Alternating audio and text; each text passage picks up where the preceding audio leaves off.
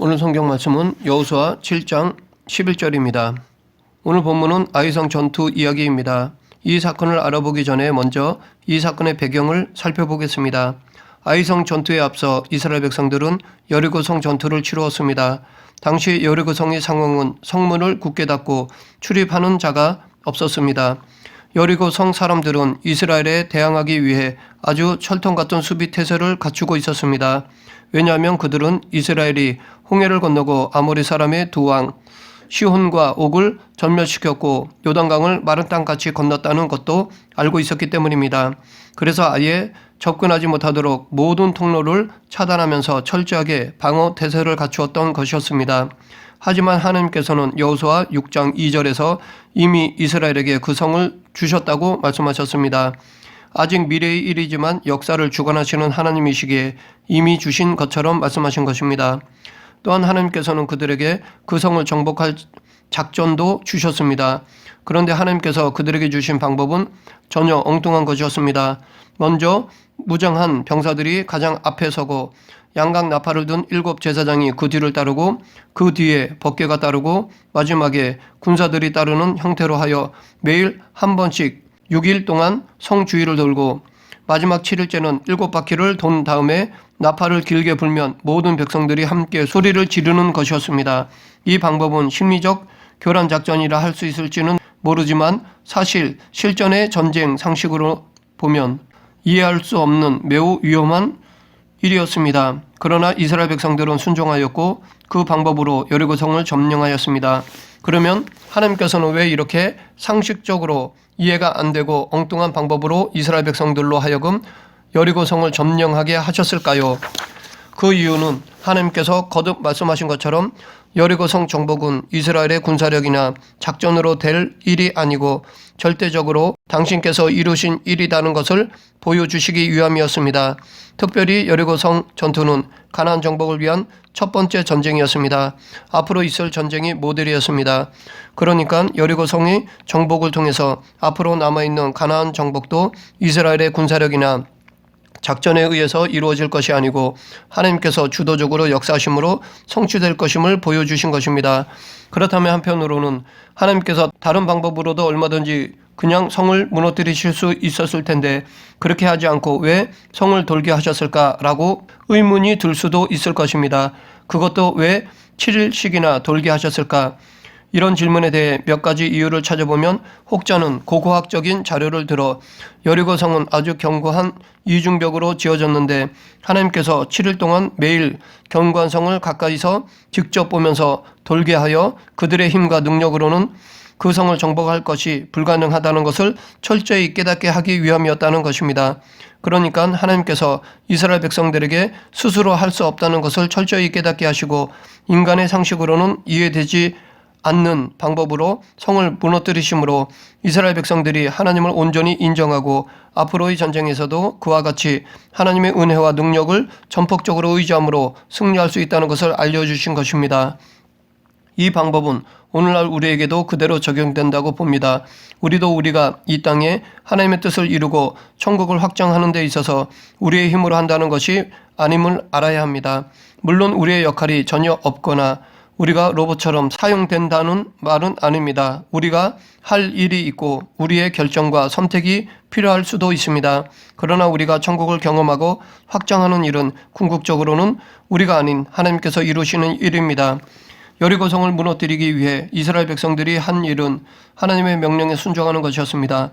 물론 우리의 신앙은 지극히 상식적이고 이성적이어야 합니다. 그러나 하나님께서는 종종 당신의 뜻을 이루고 천국을 경험하고 확정하는 과정에서 전혀 엉뚱하기도 하고 사리에 맞지 않는 것을 명령하실 때가 있습니다. 그것은 그런 엉뚱한 방법이 온전히 주님을 경험하고 철저히 주님을 인정토록 하는 방법 중에 하나이기 때문입니다. 성경에 보면 그러한 예들이 있는데 누가복음 5장에서 베드로는 밤새 수고하였는데 전혀 수확이 없었습니다. 고기 잡기를 그만두고 그물을 씻으며 정리하고 있는데 예수님께서 그에게 깊은 데로 가서 그물을 던지라고 명령하셨습니다. 베드로는 오랜 시간 동안 어부 생활을 해온 고기 잡는 전문가였습니다. 또한 갈릴리 호수에서는 낮에는 고기가 잘 잡히지 않는다고 합니다. 그러하기에 예수님의 말씀은 전혀 이치에 맞지 않는 명령이었습니다.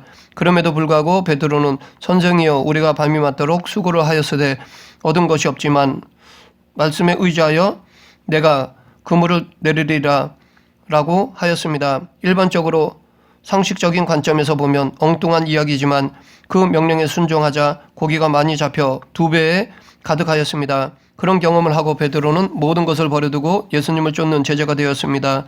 이렇게 하나님의 능력은 우리의 상식을 초월합니다. 그러므로 우리는 우리의 이성에 하나님을 가두어서는 안 될 것입니다. 그런데 이스라엘 백성들이 여리고성을 돌면서 주의해야 할 일이 있었습니다. 그것은 외치지 말고 즉 소리를 지르지 말고 소리가 들리지 않도록 하고 즉 잡담하지 말고 하나님께서 소리를 지르라고 하면 외치는 것이었습니다. 한마디로 침묵하면서 돌라는 것입니다. 왜 이렇게 하셨을까요? 그 이유는 이스라엘 백성들이 여리고성을 돌면서 자신들의 능력으로 여리고성을 점령하는 것이 불가능하다는 것을 철저히 느낄 것입니다. 그러다 보면 부정적인 생각이 들 것입니다. 고고학적 자료에 의하면 여리고성은 폭이 약 220m, 길이는 약 80m 정도라고 합니다. 그러니까 성 둘레는 약 10분 정도 걸리는 거리였습니다. 그런데 길갈에서 출발하여 여리고 성을 돈다면 약 2시간 정도 걸렸을 것이라 합니다. 이스라엘 백성들이 2시간 정도 걸으면서 우리가 왜 이 성을 도는가 혹은 이 성을 꼭 돌아야 하는가 하면서 성을 도는 것 자체에 부정적이고 냉소적인 생각을 가진 사람들이 생길 것이고 그것을 다른 사람에게 이야기하면 그 말에 동요가 되어서 그 행진을 포기할 가능성이 얼마든지 있었기 때문입니다. 성경에 보면 이와 같이 침묵이 필요할 때가 종종 있습니다. 아브라함이 이삭을 제물로 드릴 때도 그에게 아무 말도 하지 않았습니다. 묵묵히 주의 말씀에 순종하였습니다. 이삭이 제물은 어디 있습니까? 라고 물어봤을 때도 하나님께서 준비하실 것이다 라고만 대답하였습니다. 예수님께서도 인간적인 관점에서 보면 너무 억울하게 십자가에 못 박히셨지만 불평불만하지 않고 묵묵히 순종하셨습니다.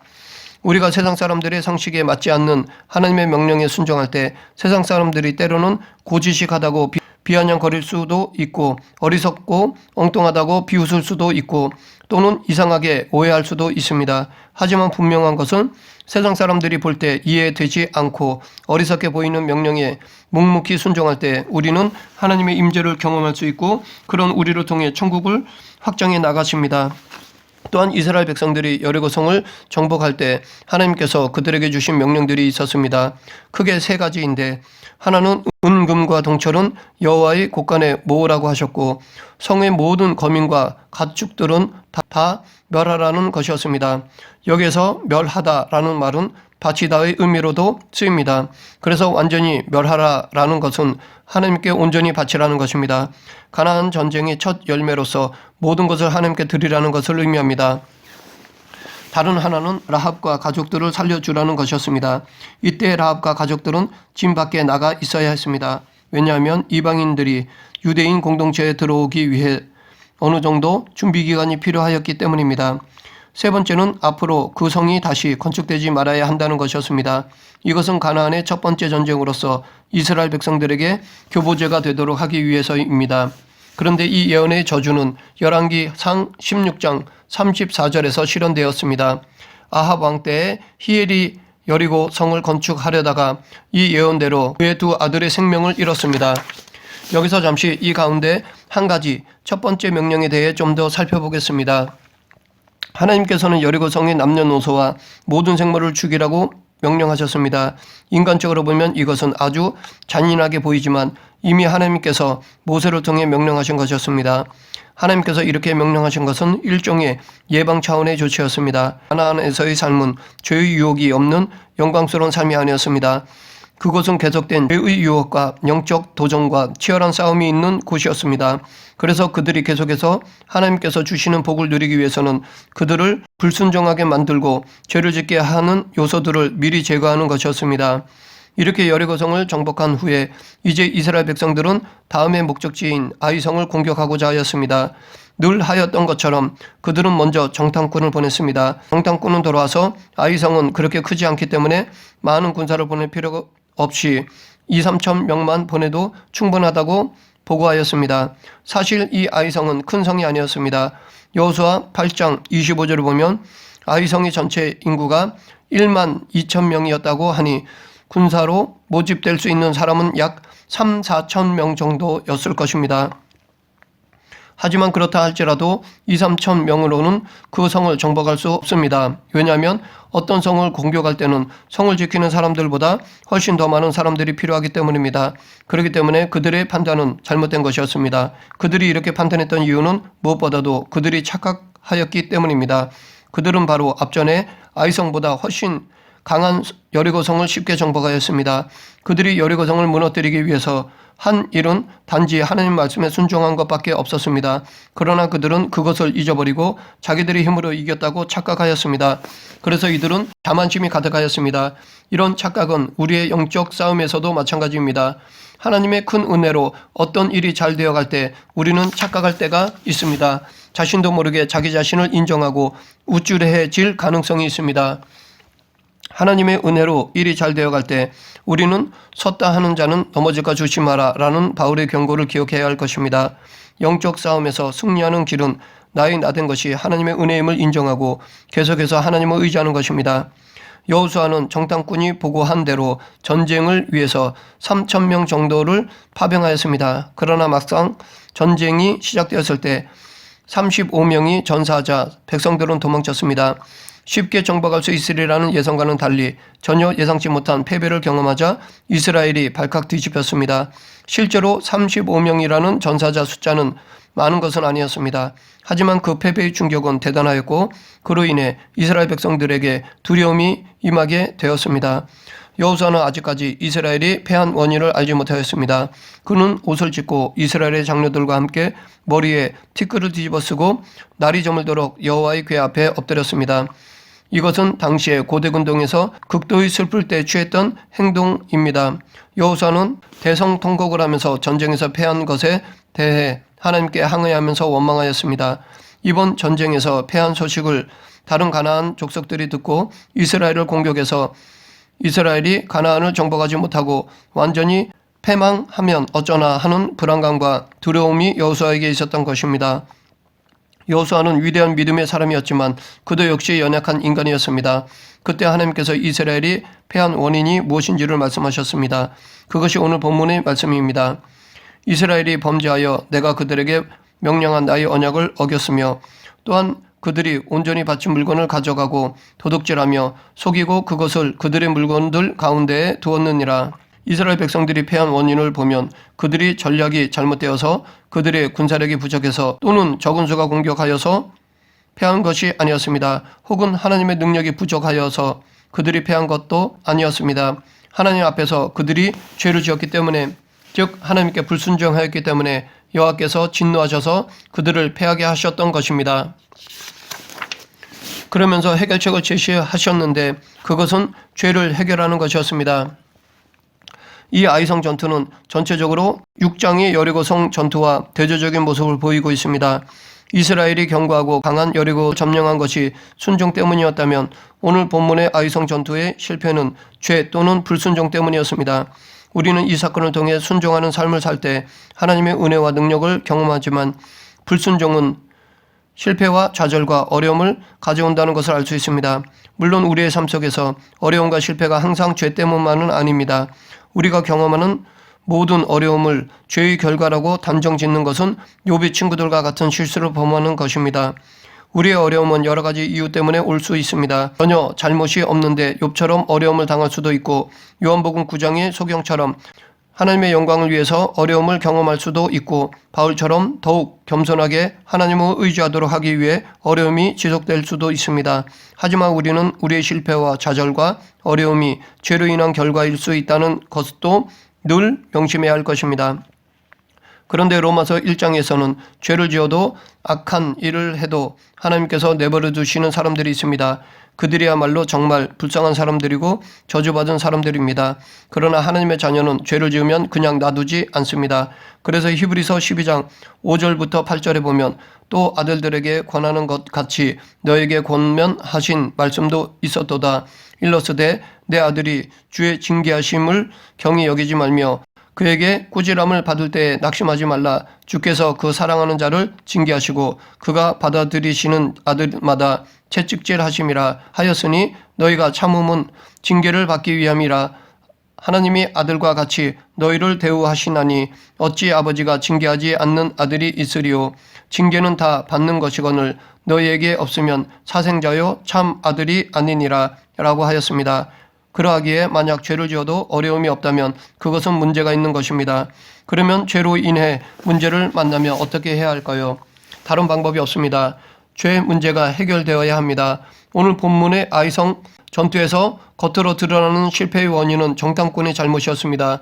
그들이 정세를 잘못 분석하고 잘못 판단하였기 때문입니다. 그러나 하나님께서는 정탐꾼들이 아이성 실패의 원인이라고 말씀하시지 않으셨습니다. 또한 그들을 책망하거나 징계하시지도 않으셨습니다. 왜냐하면 이것이 아이성 전투의 실패의 근본적인 원인이 아니었기 때문입니다. 하나님께서 죄가 문제의 원인이라고 말씀하시자 여호수아는 제비를 뽑아 죄를 지은 사람을 찾아내었습니다.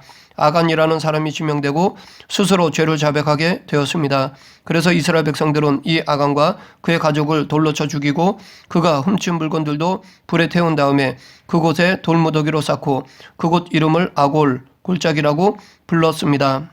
여기서도 하나님께서는 아주 잔인하게 이를 처리하는 듯 보입니다. 그러나 이렇게 하신 이유는 가나안 정복을 시작하는 과정에서 당신이 얼마나 죄를 싫어하시는지를 보여주시기 위해서입니다. 그리고 앞으로 가나안 땅에서 복된 삶을 위해 죄를 얼마나 미워해야 하는지를 철저하게 교훈하기 위해서였습니다. 초대교회의 아나니아와 삽비라 사건도 마찬가지였습니다. 사실 자기 재산의 반을 드리는 것은 쉽지 않은 것이었습니다. 그러나 하나님을 속인 것 때문에 그들은 죽임을 당하였습니다. 교회를 시작하는 과정에서 온전한 교회가 세워지기 위해서 하나님이 죄를 얼마나 심각하게 생각하시며 죄를 얼마나 미워하시는지를 철저하게 깨닫게 해줄 필요가 있었던 것이었습니다. 여기서 또 한 가지 여호수아 6장과 오늘 본문의 사건에는 공통적으로 나타나는 것이 있습니다. 그것은 한 사람의 믿음과 불순종이 가정 전체에 영향을 주었다는 것입니다. 여호수아 6장에서는 기생 라합 한 사람 때문에 그의 모든 식구들이 구원받았습니다. 반면에 오늘 본문에서는 아각 한 사람 때문에 그의 가족 전체가 죽임을 당하였습니다. 성경의 다른 곳에는 아비는 그 자식들을 인하여 죽지 않을 것이요 자식들은 그 아비를 인하여 죽임을 당치 않을 것이라. 각 사람은 자기 죄에 죽임을 당할 것이니라 라고 하였습니다. 그렇다면 이 사건을 어떻게 받아들여야 할까요? 라합이 분명한 믿음을 가지고 정탐꾼을 숨겼지만 그것은 가족들의 믿음과 협조가 없었으면 할 수 없는 일이었을 것입니다.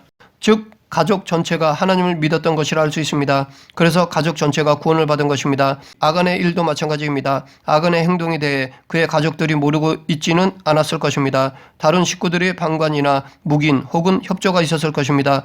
즉 가족 전체가 불순종한 것이라 할 수 있습니다. 그래서 가족 전체가 죽임을 당한 것입니다.